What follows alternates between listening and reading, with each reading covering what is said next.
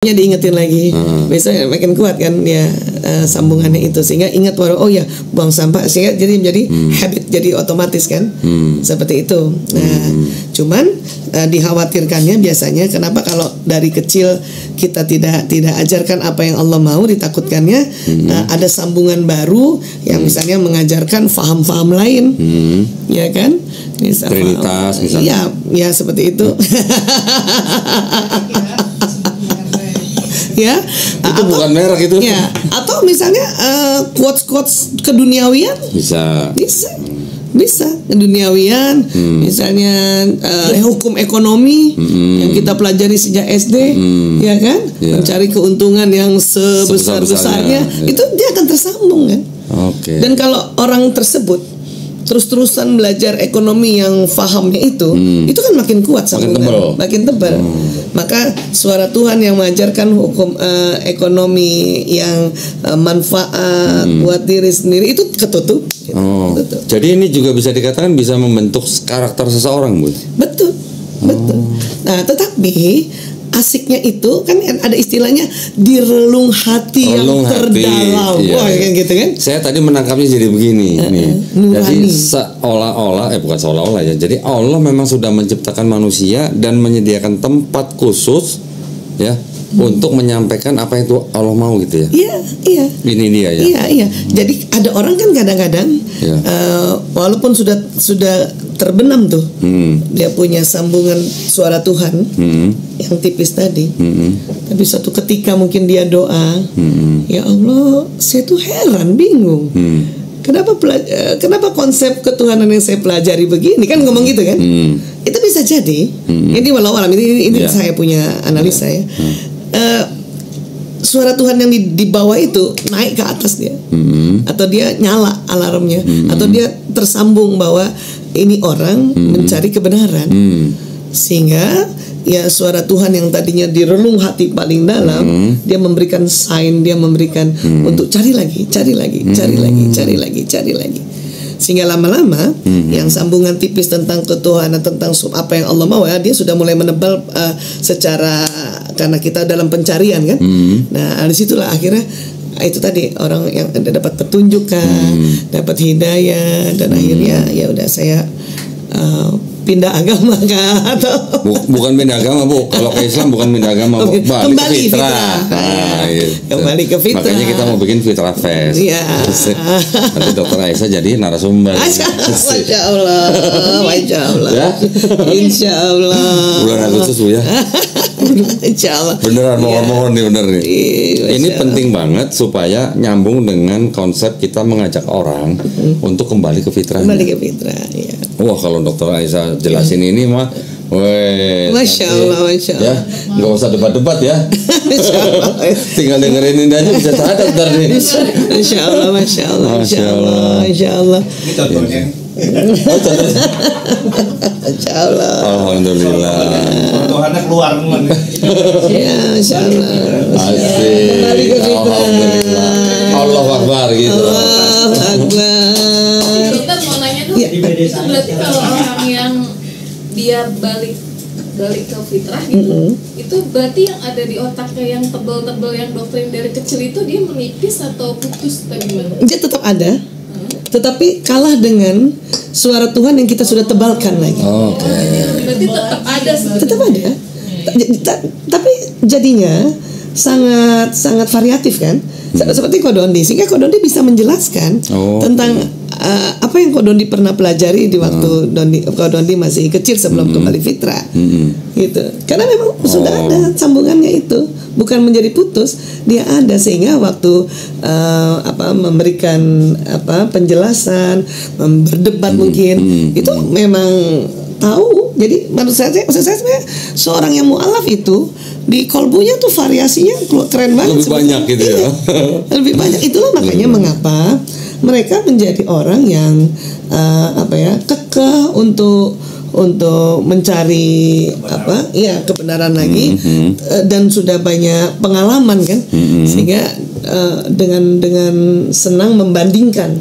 Jadi di dalam kolbunya ada perbandingan agama, yang dia sudah alami waktu dia kecil sebelum kembali ke fitrah gitu. kita orang Islam juga tetap ada keuntungannya apabila seorang anak yang lahir di keluarga Muslim dari kecil, kita perkuat dulu di kolbu mereka ini, di kolbu mereka suara Tuhan, baru dia belajar perbandingan agama, supaya nggak goyah, gitu. Kan kebanyakan orang mengaku Islam mungkin dari kecil, belum lagi dia kuat suara Tuhannya dipertebal ini, belum ngaji yang kafah, gitu kan. Terus belajar perbandingan agama, itulah yang bisa kena oleh misionaris. Itu. Iya, karena dia belum kuat, dia dapatkan quotes baru. Walaupun Muslim dari lahir, dari keluarga Muslim. Karena dia belum dikuatkan. Lebih tebal dari yang si doktrin yang misionaris itu. Iya, doktrin misionaris kan kenceng setiap hari. Setiap hari. Betul. Ya, di usia sudah mulai bisa menganalisa, tapi dia tidak ada perbandingan mau menganalisa dengan apa. Ininya walaupun ada tipis. Makanya kadang kalaupun dipaksa untuk misalnya berpindah dari fitrah itu, ada namanya kolbunya menjerit itu. Iya, betul. Kadang-kadang gini ya, ketika kita sedang melakukan sesuatu yang tidak berasal dari fitrah, kadang-kadang dalam hati ada memberontak. Iya, karena itu sambungan tipis itu kan. Karena kolbu ini ada saraf saluran khusus ke otak. Jadi bukan otak ke kolbu, kolbu ke otak. Makanya dikatakan mudghah ini kalau dia baik pula seluruh tubuh. Nyambung ya. Kalau dia jelek pula seluruh tubuh gitu. Nah, makanya kita sebagai orang tua seintens apa menjaga kolbu diri dan kolbu anaknya ini, gitu untuk. Dan mengapa dari kecil juga harus disuruh lafaznya Allah. Karena waktu kita bilang Allah itu sampai sini kan. Dibanding misal punten Tuhan. Beda. Cuma sampai sini. Atau mungkin Allah. Sampai sini. Tapi kalau Allah sampai sini. Dulu Pak Joko juga pernah ngajarin begitu. Allah. Jadi dari bayi misalnya Allah itu bukan hanya nanti sampai di leher saja ya, tetapi getarannya itu sampai ke sudur, ke dada, agar ini sambungan Allah yang ada di jantung dia tebal jadinya. Menebalkan karena sudah ada suara Tuhan. Iya, makanya kita kan diminta untuk sesering mungkin bukan kalimatnya bukan cuma Tuhan saja yang kita lafazkan, karena kalau cuma Tuhan, saya punya Tuhan, kali kata Tuhan itu cuma sampai leher dia punya getaran. Gitu. Walaupun pakai huruf besar semua ya. Tuhan. Mohon maaf ya. Kalau Rob gimana dok? Rob juga bergetar tuh. Rob coba. Kolkola. Rob. Kalau orang Ibrani Elohim. Semua huruf hijaiyah itu kan makanya harus tajwidnya betul, agar dia getarannya sampai ke sudur. Dan sambungannya kan sambungannya nggak boleh salah gitu. Di track yang benar itu. Makanya perlu tajwidnya. Pantasan viral ya? Betul apanya? Masya Allah. Nah, ini dengan segala keingintahuan nih Bu ya, saya kan juga berhadapan dengan mereka. Saya juga menerima serangan dari mereka.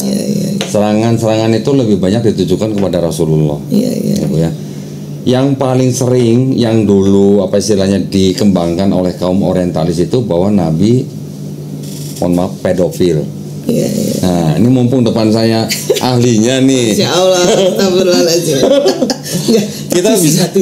Kita bisa kolaborasi nih, ya. Maksudnya pedofil itu apakah cocok atau pantas dituduhkan kepada Rasulullah?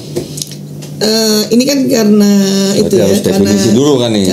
Karena soal pernikahannya dengan Sayyidah Aisyah kan. Nah itu dia, namanya sama lagi sama Sayyidah Aisyah radhiyallahu anha. Jadi kalau terakhir kan ahli sejarah, ahli sirah itu kan menemukan bahwa pada saat disunting Sayyidah Aisyah itu sebenarnya bukan umur 9 tahun, karena 6 atau 9? 6 atau 9? Ya di antara itu ya, antara 6 9 bukan itu ternyata karena ada apa namanya tertulis sirah sebelumnya, ada yang ditemukan bahwa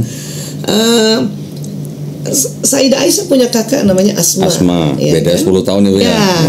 Beda 10 tahun.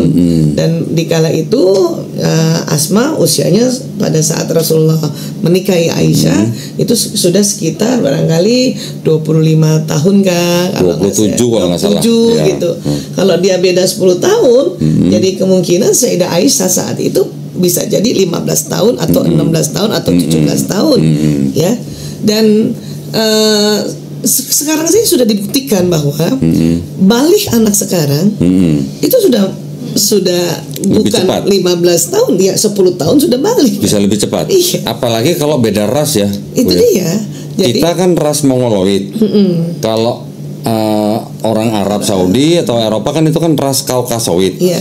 Apalagi kalau dia tinggal di daerah yang panas, Dia lebih itu cepat cepat lagi baliknya. Lebih cepat lagi. Jadi mungkin sekarang kenapa remaja ya, kalau kita bilang akil balik, kan sekarang berubah nih, balik akil. Balik akil. Baliknya dulu kan. Oh iya. Daripada akalnya. Balik akil. Ya, zaman saya balik 15 tahun.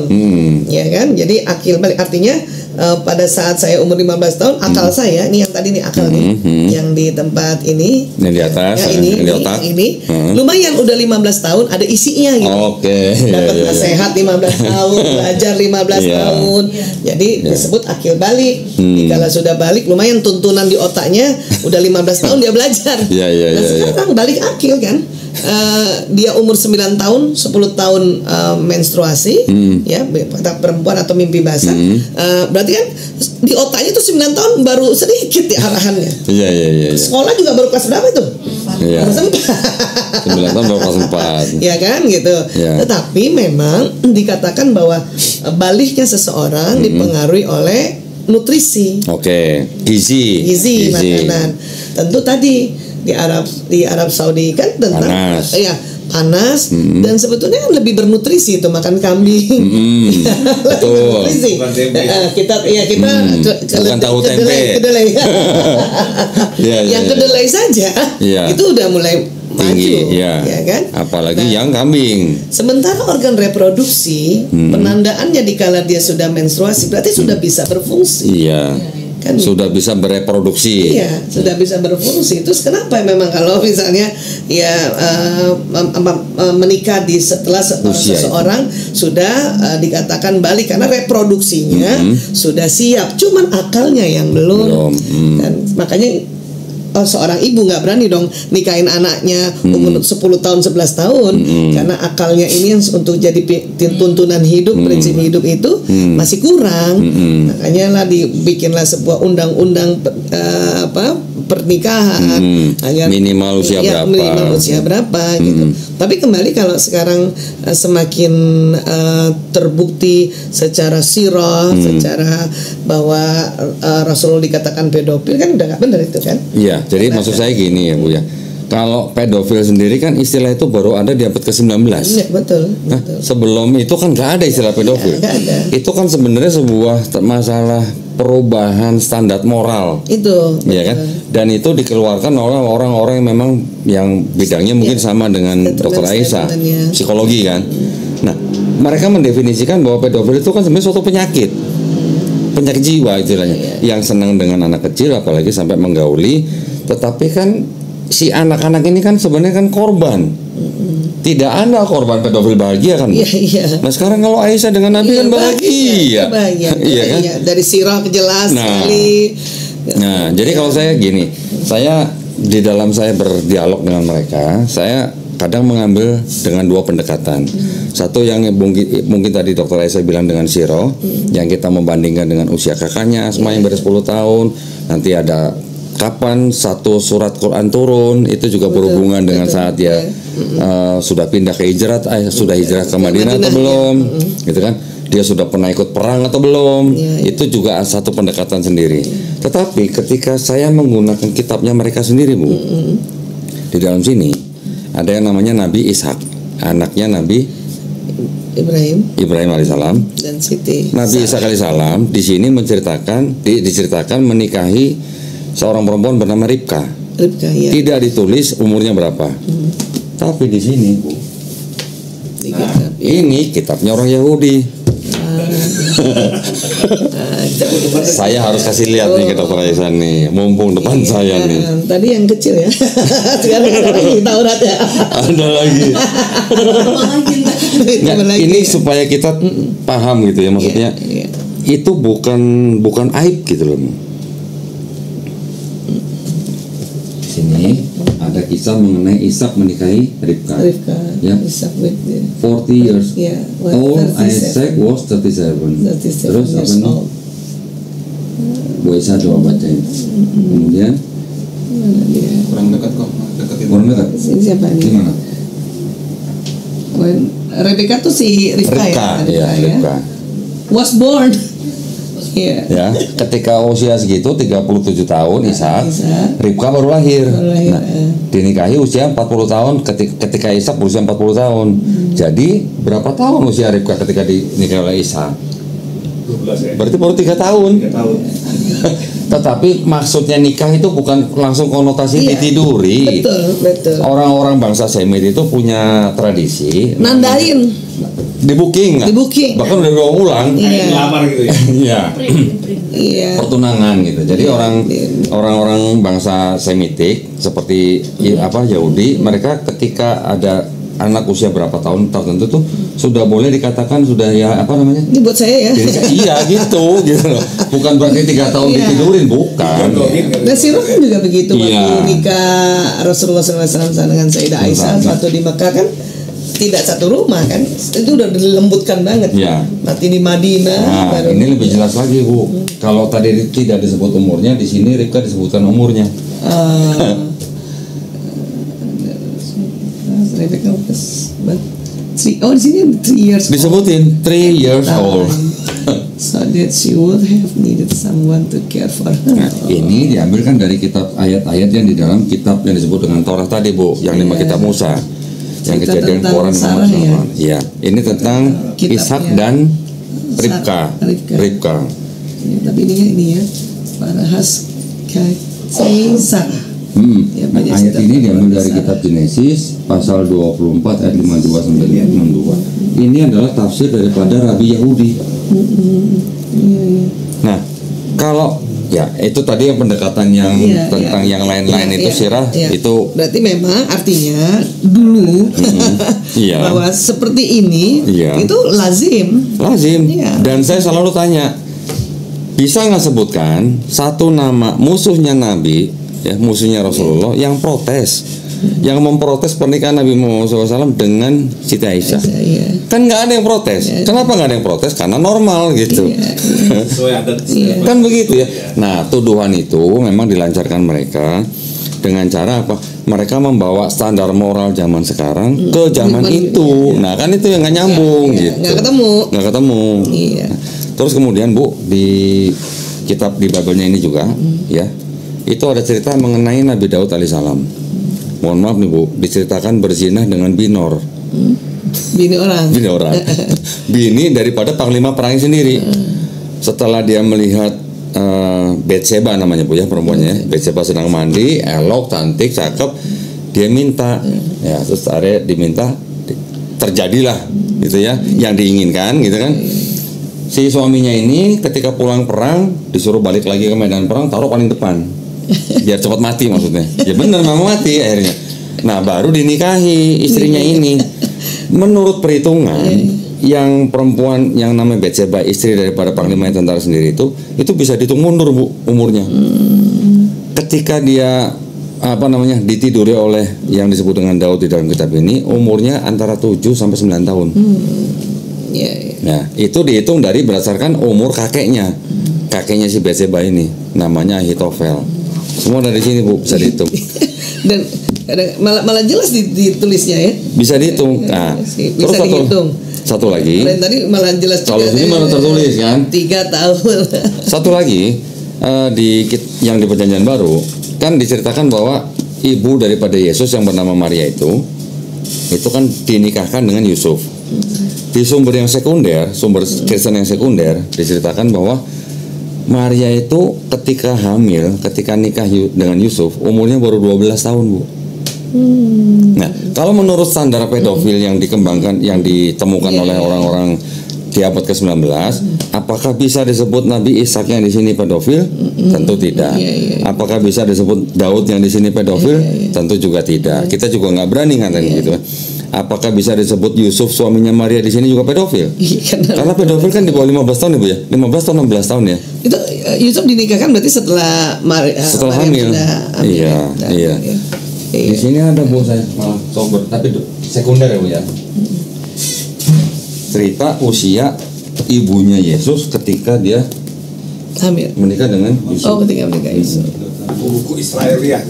Nah, ini sama Kristen memang tidak diterima. Ini dianggap sebagai kitab-kitab apokrifa. Tetapi apokrifa itu dulunya artinya sebenarnya bukan palsu. Dulunya itu artinya dirahasiakan. Belakangan oleh apologet Kristen dikatakan bahwa apokrifa itu palsu karena tidak jelas siapa yang menulis gitu. Sedangkan di dalam 4 Gospel sendiri ini juga sebenarnya tidak jelas siapa yang menulis, semuanya anonim. Jadi sebenarnya sama-sama anonim. Cuman yang ini dipilih masuk Bible, yang ini enggak gitu aja.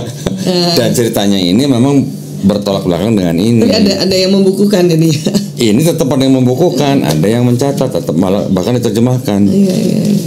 Ini usianya Maria ibunya Yesus tuh, Bu, di atas. 12 years ya.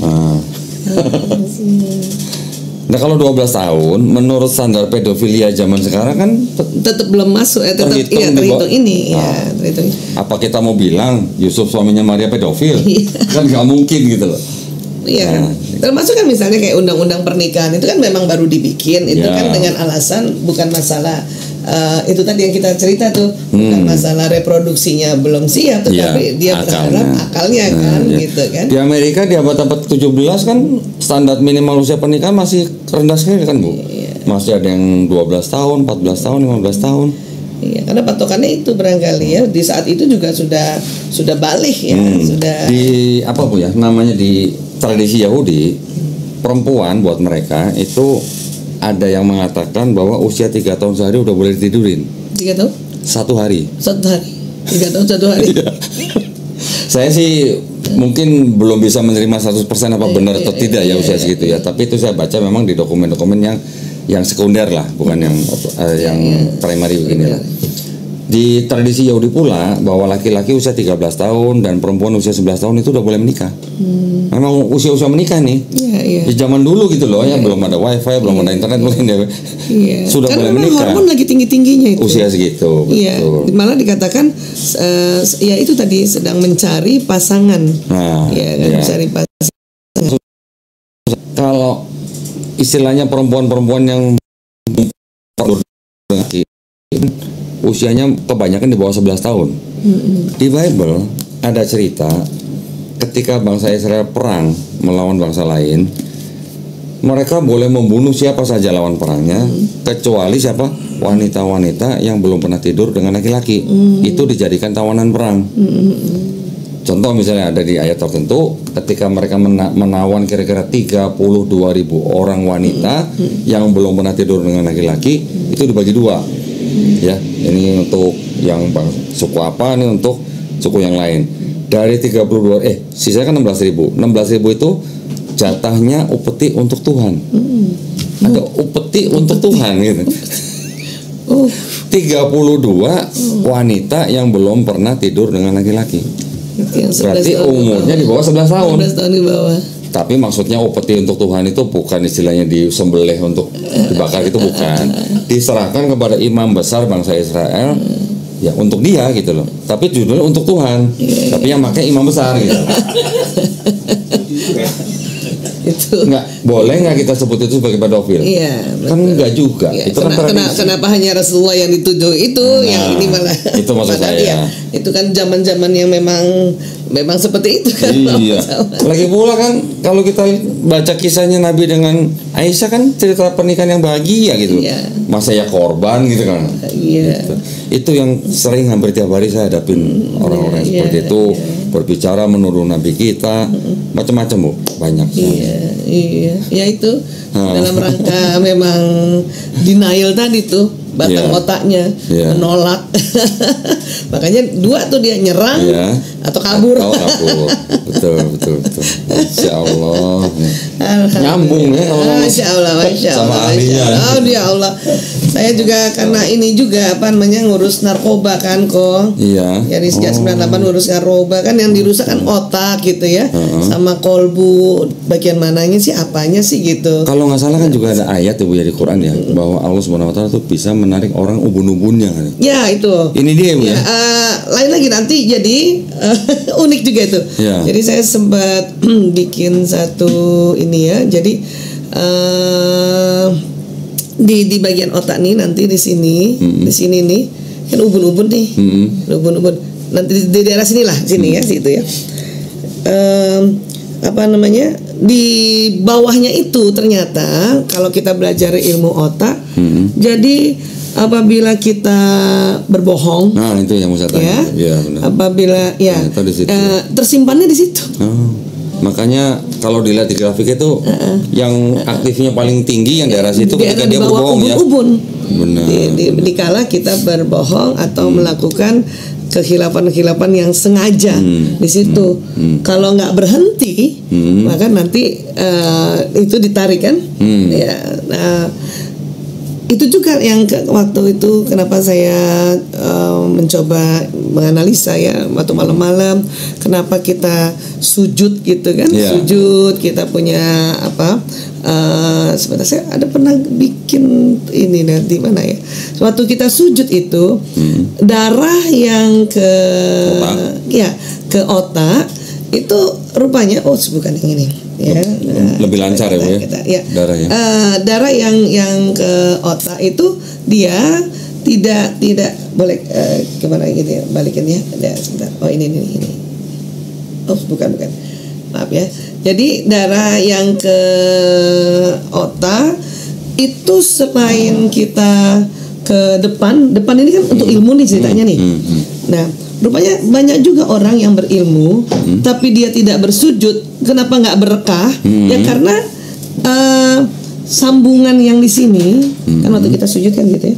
Sambungan yang di sini itu tidak diperkuat lewat diberikan nutrisi, diberikan apa namanya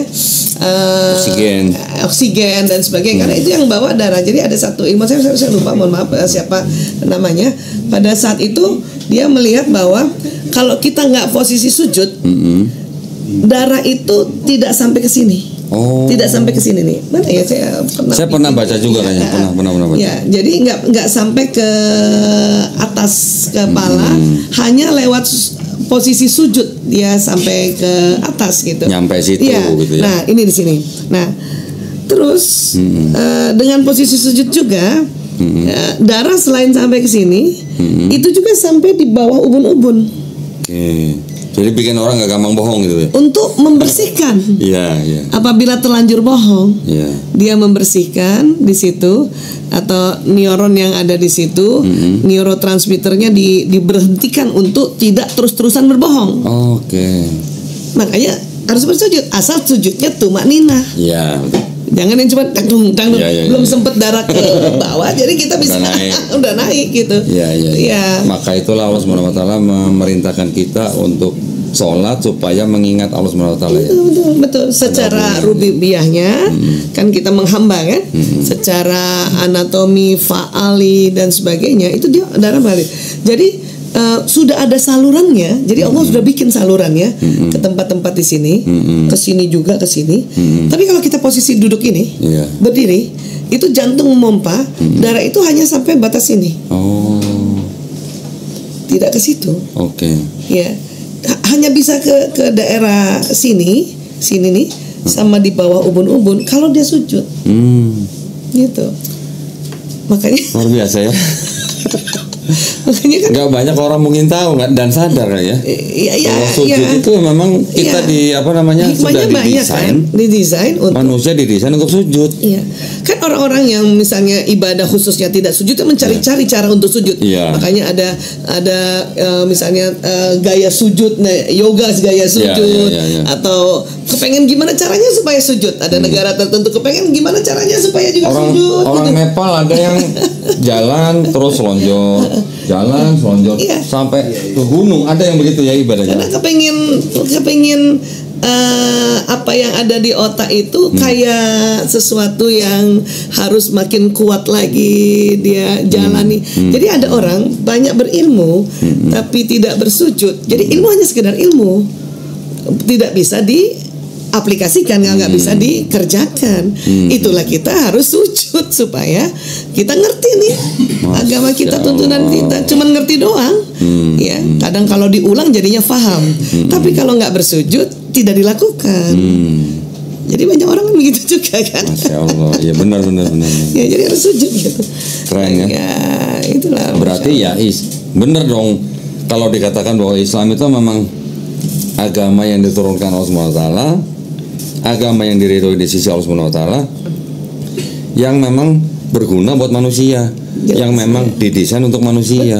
Betul untuk kita. Kan nabi-nabi lain sebelum kita juga sholat. Iya. Ada ritual sujudnya, walaupun mungkin dia bukan 5 waktu.